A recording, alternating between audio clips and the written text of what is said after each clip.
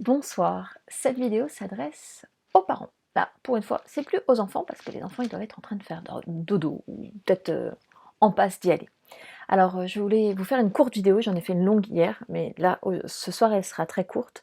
Et je voudrais voir avec vous cette question qui se pose en ce moment, j'imagine dans vos foyers, c'est la question de finalement comment est-ce qu'on fait quand on a des exigences, l'école, les devoirs, la maison, comment est-ce qu'on fait quand on est sous pression pour répondre à toutes ces exigences. Et bien entendu que rien n'est comparable dans ce que je vais vous dire, mais quand je suis devenue maman solo, il y a 4 ans, quand je suis séparée du père de mes enfants, et ben j'ai vraiment invité cette question sur la table. J'étais dans une situation familiale donc plutôt confortable, dans une situation comment dire géographique confortable. J'avais une femme de ménage, j'étais propriétaire d'un appartement, j'avais un travail salarié. Voilà, les choses étaient plutôt confortables pour moi. Du coup, dans cet espace-là, ben je faisais mes compotes, je faisais mon pain, je faisais mes glaces. J'avais du temps pour m'occuper des enfants, etc., etc., puisque j'avais une femme de ménage qui m'aidait. Et puis quand je me suis retrouvée en solo, je me suis retrouvée dans un petit studio avec mes enfants et il a fallu composer.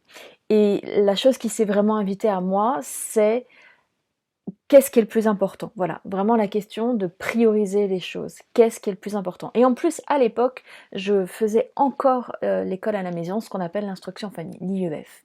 Et du coup, très rapidement, cette question de entre ça et ça, qu'est-ce qui est le plus important, s'est posée. Et vraiment, donc moi, c'est quelque chose que j'ai appris quand je suis devenue maman solo, c'est de, de toujours garder en tête quelle est la priorité des priorités. Et là, en ce moment, j'imagine que vous êtes tout le temps confronté à ça.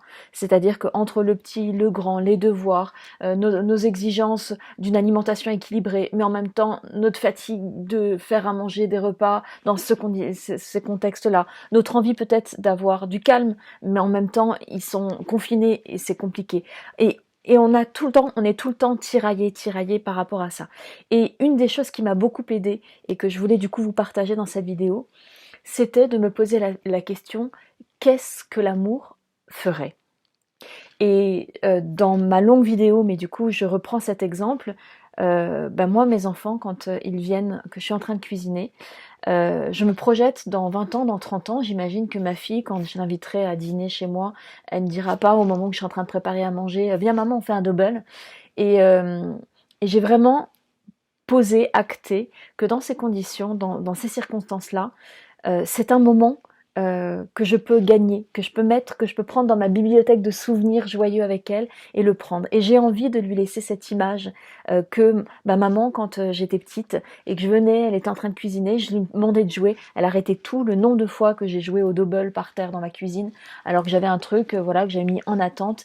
Qu'est-ce que l'amour ferait? Entre faire une ratatouille, préparer des pâtes ou je sais pas moi, des lasagnes, entre ça et prendre un moment avec ma fille ou mon fils, à ce moment-là, qu'est-ce qui était le plus important? Alors je sais que vous êtes dans une situation extrême et que c'est difficile, mais vraiment, j'ai envie de vous donner cette clé, qu'est-ce que l'amour ferait?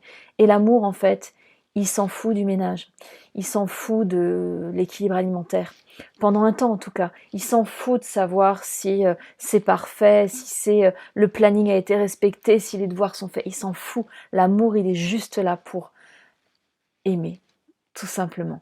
Voilà, prenez soin de vous, foutez-vous la paix, hein, vraiment, je l'ai mis en hashtag FTLP, fous-toi la paix. Voilà, tu fais du mieux que tu peux par rapport à là où tu en es en temps normal et encore plus dans cette situation.